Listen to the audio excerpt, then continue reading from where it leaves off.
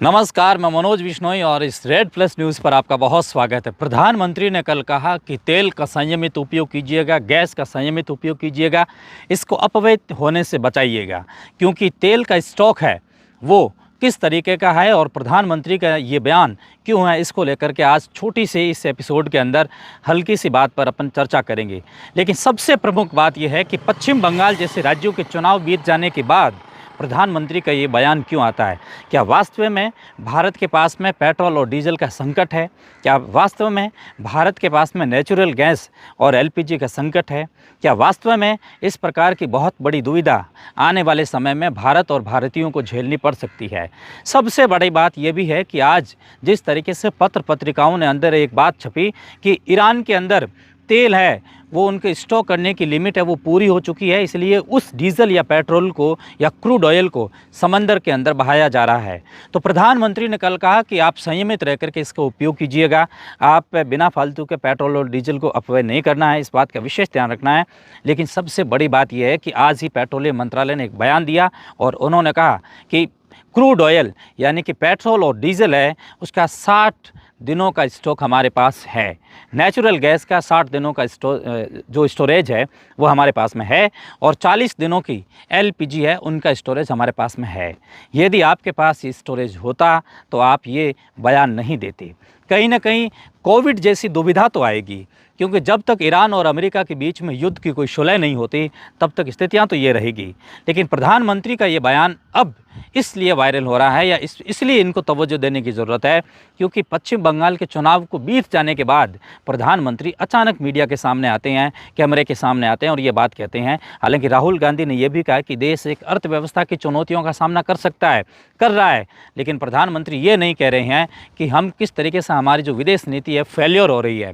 लेकिन सबसे बड़ी बात कि पेट्रोलियम मंत्रालय ये कह रहा है कि 60 दिनों की एलपीजी, 45 दिनों की एलपीजी और 60 दिनों के नेचुरल गैस और 60 दिनों का पेट्रोल और डीजल स्टॉक है, तो फिर ये बयान देने की ज़रूरत क्यों है? सच्चाई ये है कि सरकार इस बात को लेकर के ये चेक कर रही है कि कहीं वैश्विक ऊर्जा संकट आ जाए तो उस समय भारत भी इसके चपेट में न आ जाए। इसलिए वे लगातार कोशिश कर रहे हैं कि ज़्यादा से ज़्यादा वर्क फ्रॉम होम को अपनाइएगा, गोल्ड यानी कि जो सोना है उसको कम खरीदिएगा और डीजल और पेट्रोल का संयमित उपयोग है उसको कीजिएगा। ये बात बिल्कुल सही है, लेकिन कहीं ना कहीं सरकार इस बात को लेकर के घबराई हुई है कि पेट्रोल और डीजल एक सीमित मात्रा में है और कहीं अगर ऊर्जा का संकट अगर आ गया तो फिर ये दिक्कत हर किसी भारतीय के लिए हो जाएगी। सरकार के लिए तो सबसे बड़ी दुविधा और दिक्कत की होगी बात। लेकिन इसके अतिरिक्त ये भी कहा जा रहा है कि पत्र पत्रिकाओं में कि ईरान के पास में जो पेट्रोल और डीजल जैसे क्रूड ऑयल है उनको स्टोरेज करने की जो कैपेसिटी है क्या वो कंप्लीट हो चुकी है? बिल्कुल सही बात है। ईरान में प्रतिदिन हज़ारों बैरल लीटर या लाखों में कहूँ बैरल लीटर है वो जो पेट्रोल और डीजल है उनको समंदर में बहाया जा रहा है। इसलिए जो तेल की जो निकासी है वो होनी चाहिए। अगर किसी भी कुएं से अगर तेल की निकासी नहीं हुई तो उनकी जो पूरी रोटेशन प्रणाली है वो बिगड़ जाएगी और वहाँ तेल की जगह पानी भर जाएगा। इसलिए वे बार बार कोशिश कर रहे हैं कि कुएं में जो निकासी है तेल की वो लगातार जारी रहें। लेकिन निकासी करे कहाँ आखिरकार? क्योंकि जो हॉर्मुज की बात की जा रही है वहाँ तो अभी भी तेल के जो बड़े बड़े जो जहाज़ है वो रुके हुए हैं, उनको पार नहीं किया जा रहा है, नहीं कराया जा रहा है।